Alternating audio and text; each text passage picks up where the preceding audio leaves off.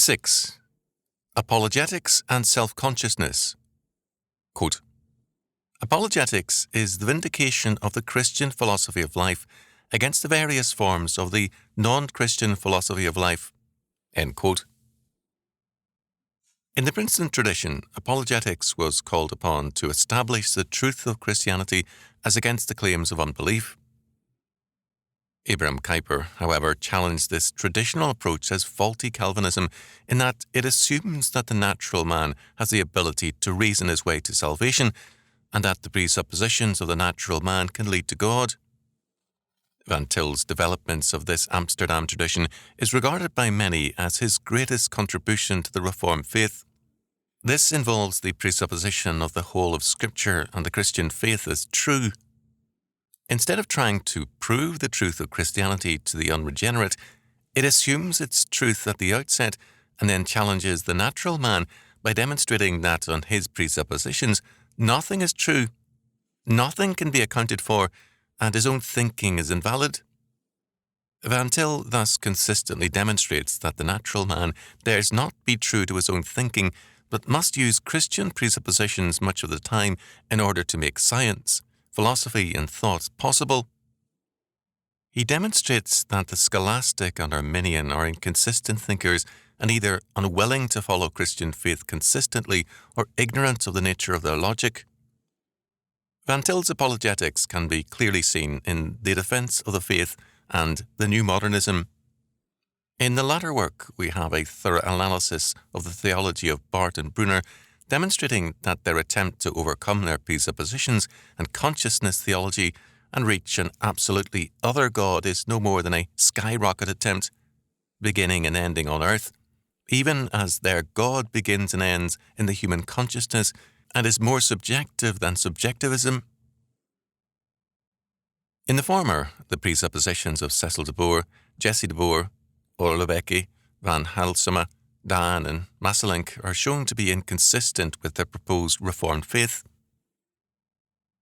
Van Til's apologetics operates then on the practical principle that the best defense is a good offense, but the matter goes deeper than that. His apologetics cuts through the delusions and pretenses of men and lays bare their presuppositions. It operates on the fundamental faith that, unless we presuppose the whole of Christianity, we can logically and consistently know nothing, that we either begin with the self-contained God and his eternal decree as man's ultimate environment as derived from Scripture, or we assume that chance is ultimate, in which case man can know nothing unless he knows everything. And to know everything is especially an impossibility in an evolving universe in which potentiality and possibility are unlimited. Van Til's apologetics, like his preaching, are indeed, like all true preaching, has a clear-cut purpose to make both Christians and non-Christians epistemologically self-conscious, to reveal to both the nature of their presuppositions and their inconsistencies, and to bring them to a clearer responsibility of their position as covenant keepers or covenant breakers. It's impossible to appreciate Van Til's success in this task without taking note of the anguished and bitter opposition he has aroused.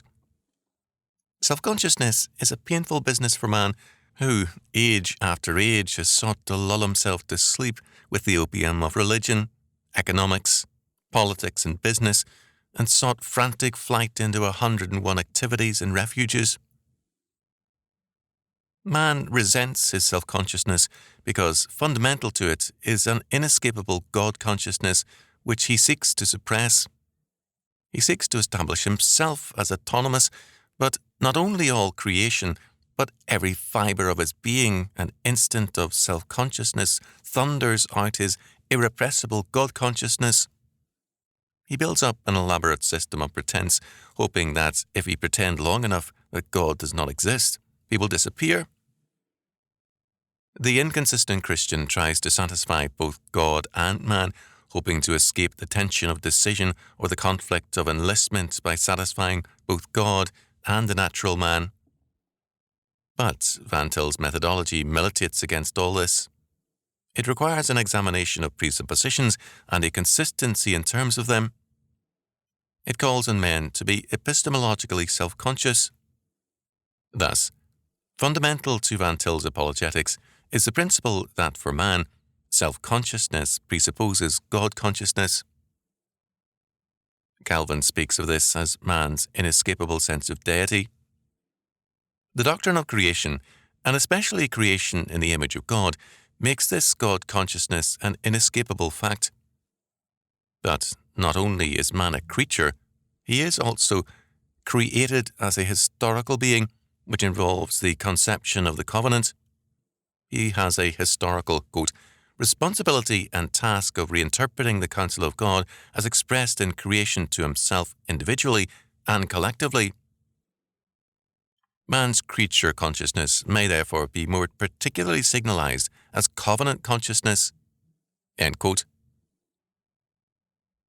Basic to this task is the dependence upon God, his work being analogical, and hence since, quote, natural revelation is itself incomplete, end quote, from the beginning, quote, the very idea of supernatural revelation is correlativity embodied in the idea of man's proper self-consciousness, end quote. Man, therefore, knows himself to be a covenant breaker, knows that instead of managing himself and all things to the glory of God, he seeks to manage all things, including himself, to his own glory. Van Til wastes no time trying to prove God. On the contrary, he demonstrates by his incisive analysis of rival philosophies that to argue consistently that he is not is to destroy all science and philosophy and render all things meaningless. As he states it, quote, the truly biblical view applies atomic power and flamethrowers to the very presupposition of the natural man's ideas with respect to himself. It does not fear to lose a point of contact by uprooting the weeds rather than by cutting them off at the very surface. It is assured of a point of contact in the fact that every man is made in the image of God and has impressed upon him the law of God. In that fact alone he may rest secure with respect to the point of contact problem. For that fact makes men always accessible to God. That fact assures us that every man, to be a man at all, must already be in contact with the truth. He is so much in contact with the truth that much of his energy is spent in the vain effort to hide this fact from himself. His efforts to hide this fact from himself are bound to be self-frustrative. Only by thus finding the point of contact in man's sense of deity that lies underneath his own conception of self-consciousness as ultimate can we be both true to Scripture and effective in reasoning with natural man, end quote. All created reality is revelational in character. Its revelation of God is one which concedes his claim to autonomy. The only way the Christian can deal with this stubborn and willful blindness is by, quote, head-on collision, end quote, by an all-out challenge to the natural man. He must reason by presupposition, and the ontological trinity, as taught in the Scriptures, is the presupposition of all human predication. All reasoning is by presupposition, but too little reasoning is consistently and self-consciously presuppositional. Some years ago, a Western trader found his work vastly enhanced by his half-white, half-Indian status. Among the Indians, he naturally and easily spoke his mother tongue, acted as one of them, and reasoned in terms of their culture and faith. Among the white miners and ranchers, he readily fell into his father's ways, his father's skepticism of Indian myth and the white man's sense of superiority. Although often accused of hypocrisy, a sin not uncommon among such mixed bloods and a source of advantage to them, this was not entirely true in his case. He shared in both outlooks and lived in unresolved tension and frustration. In a sense, this is the position of the natural man today. A creature, created in God's image, his entire being is revelational of God. To think coherently, he must presuppose God. In order to have science, he must begin with Christian assumptions and presuppose the unity of science and of knowledge. But, being fallen, he now presupposes his autonomy and attempts to suppress, wherever he becomes conscious of its implications, this basic presupposition of God. As a result, his thinking is inconsistent, reveals his tension and frustration and lacks an epistemological self-consciousness. To live consistently in terms of his autonomy would plunge him into the shoreless and bottomless ocean of relativity, but to live and think consistently in terms of the self-contained God would involve a total surrender to his sovereignty. The natural man tries, as indeed too many regenerate men do also, to live in terms of both presuppositions, to have a foot in both camps and have the advantages offered by both God and Satan. But the results of this conscious and subconscious effort is tension and frustration. Van Til's Apologetics seeks to bring out this epistemological self-consciousness in both the regenerate and unregenerate, and to make both aware of the nature of their reasoning. It involves a recognition of the true nature of reasoning.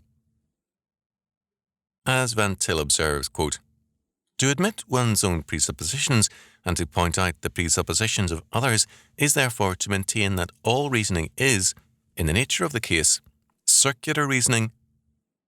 The starting point, the method, and the conclusion are always involved in one another." End quote. Van Til summarizes the issue at stake very clearly. Quote, "Suppose we think of a man made of water in an infinitely extended and bottomless ocean of water. Desiring to get out of water, he makes a ladder of water. He sets this ladder upon the water and against the water, and then attempts to climb out of the water. So hopeless and senseless a picture must be drawn of the natural man's methodology, based as it is upon the assumption that time or chance is ultimate. On his assumption, his own rationality is a product of chance. On his assumption, even the laws of logic which he employs are products of chance. The rationality and purpose that he may be searching for are still bound to be products of chance. Christian theism, which was first rejected because of its supposed authoritarian character, is the only position which gives human reason a field for successful operation and a method of true progress in knowledge." End quote. Non-Christians are able to discover truth only because they, quote, "are never able and therefore never do employ their own methods consistently." End quote. A. Taylor has admitted that the concept of the uniformity of nature, so fundamental to science, cannot be proven except on evidence which presupposes this very principle. The Christian should begin his thinking consciously committed to reasoning systematically on the presupposition of the ontological Trinity, the self-contained God, whose infallibly inspired final revelation to man is Scripture. No piecemeal assumption of Christian theism is possible.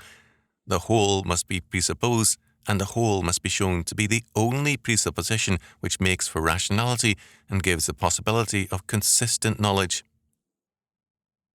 Quote, "A truly Protestant method of reasoning involves a stress upon the fact that the meaning of every aspect or part of Christian theism depends upon Christian theism as a unit." End quote. Christian apologetics has its principle of discontinuity in the doctrine of creation and its principle of continuity in the self-contained God and his plan for history. It has a concept of the unity of truth, whereas the natural man, like Eve, separates truth and reality.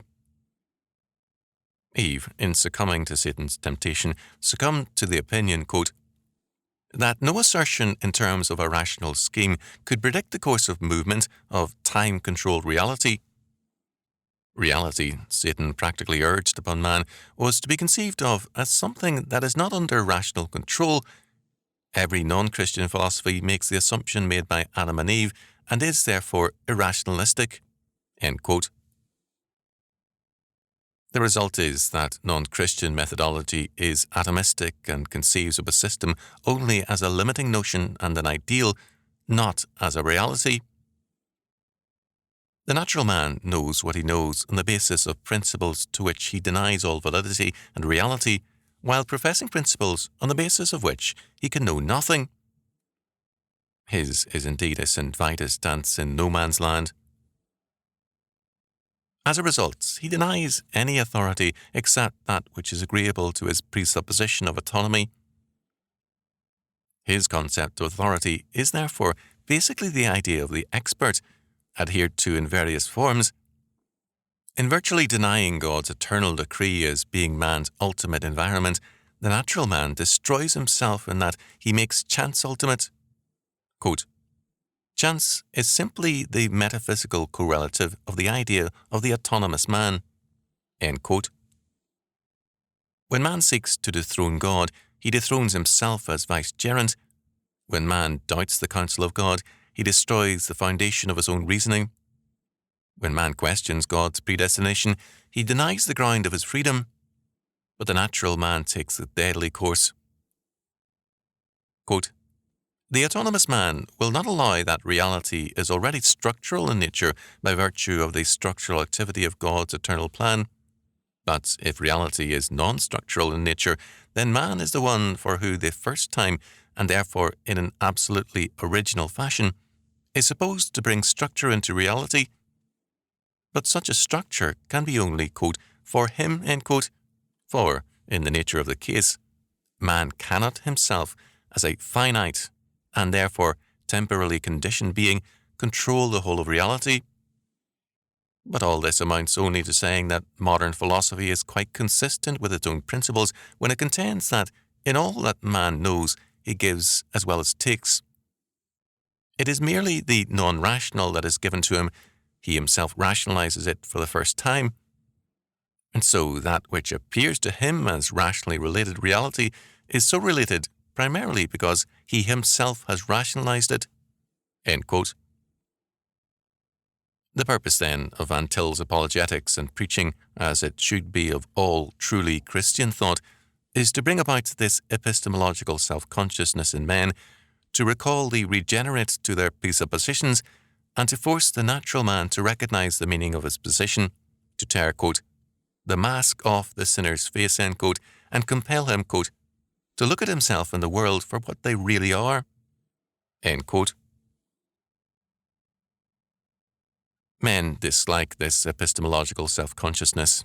They prefer to disguise their kinetic wish that there be no God in a mass of rationalizations. They prefer to live in the grey world of evasion and irresolution. For them, it is a disservice to be summoned to honesty and consistency, but the summons must be made. And Van Til has made it